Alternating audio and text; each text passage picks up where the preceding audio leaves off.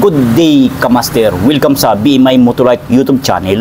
Narito na naman ang inyong lingkod upang magbahagi ng panibagong video. So, ang topic natin sa araw na ito ay magbibigay ako ng tip and idea patungkol dito sa car battery.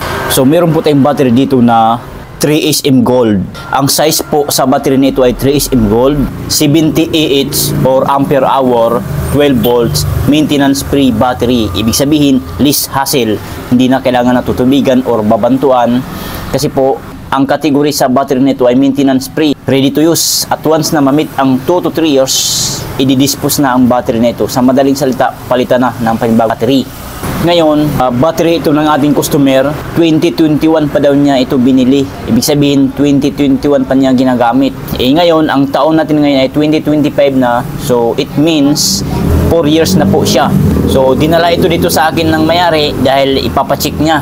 Bakit daw hindi na mapa-start ang kanyang sasakyan na Starix van. O, pansin nyo po, ayan, D31R, ibig sabihin reverse po yan kapag ganyan. Ibig sabihin kapag reverse, ang positive polarity na isang baterya ay nandito sa kanang bahagi, ari po. Ayan po negative niya. Positive niya po, ayan.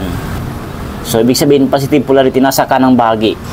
Ang negative naman nasa kaliwang bahagi kapag reverse ang isang baterya. Ituturo ko sa inyo kung paano malalaman na hindi na mapa-start nito ang diesel engine, yung mga crudo baga, crudo ang gasolina ng sasakyan. Hindi na po kaya mapa-start sa battery nito. Pero sa mga gasoline engine, kayang-kaya pa po nito. Tsaka pang ilaw-ilaw, pang sound stereo, pang internet, pwedeng-pwede pa po nito. Sa mga vacuum, pwede pa po dito. Pero kung starting purposes sa diesel, hindi na po kaya. Pero gasoline po, gasolina baga, gasoline engine kaya po. So ngayon, paano nga ba natin malalaman na hindi na ito mapa-start sa diesel engine? Paano i-check ang CCE nito? Paano ang gawin? So unang-una, dapat meron po tayong tinatawag na battery analyzer. Ito ang itsura, na kung saan ito ang tool na kagamitan na ginagamit sa pag-check ng mga baterya regarding sa mga CCE, cold cranking amps ng isang battery. Doon po kasi nagbabase tayo para ma-check natin, malaman natin kung mahina na ang isang baterya o malakas pa. Kasi kahit mataas ang isang voltahe ng baterya, for example, 12.6 or 12.8 o something, mataas voltahe. So, sasabihin natin, malakas pa po yan, full charge pa kasi, mataas pa yung voltahe. Pero yung tinatawag na CCE, mahina na pala. So, yun po ang aking punto.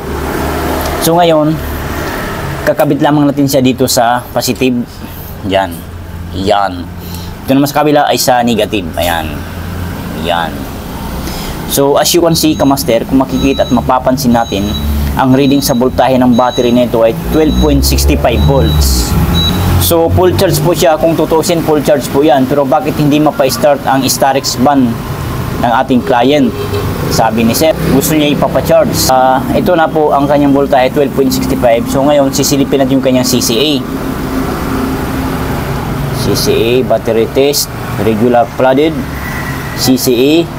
Then, nakalagay dito ay 70 ampere po yan. Itong battery nito ay 3SM, 70 ampere po ito, 70 Ah or ampere hour. Yun po ang katumbas. So ngayon, pwede na natin iti-testing. Yan. So testing na siya.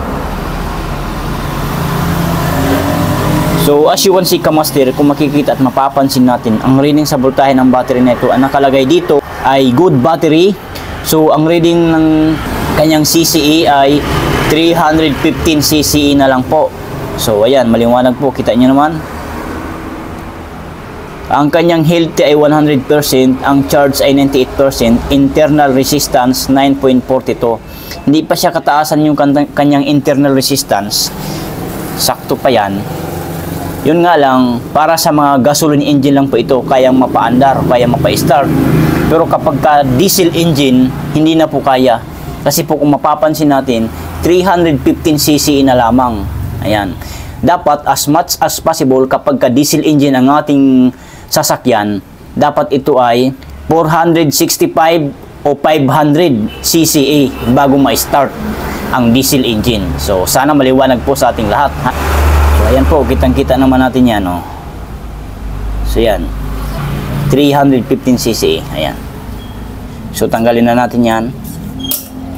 Di na natin i-check dito yung may 6 na butas pa yun eh. Pwede pa i-check yan kasi may sticker yan, tatanggalin yung tutuklapin lang. Pero hindi natin kailangan kasi good battery pa naman siya. Yun nga lang, pagka diesel ang ating mga makina, hindi na mapa-start. Para lamang ito sa mga gasoline engine. Maliwanag po aking pagkasabi ha. So shout out po dyan sa lahat ng ating mga silent viewers, mga minamahal naming customer, mga minamahal naming client, at sa ating mga basher. Shout out po sa inyong lahat. So yun lang mga kamaster, sana nakatulong sa inyo ang video na ito. And salamat sa iyong panonood. And huwag kalimutan mag-subscribe sa ating YouTube channel, BMI Motolite. Bye!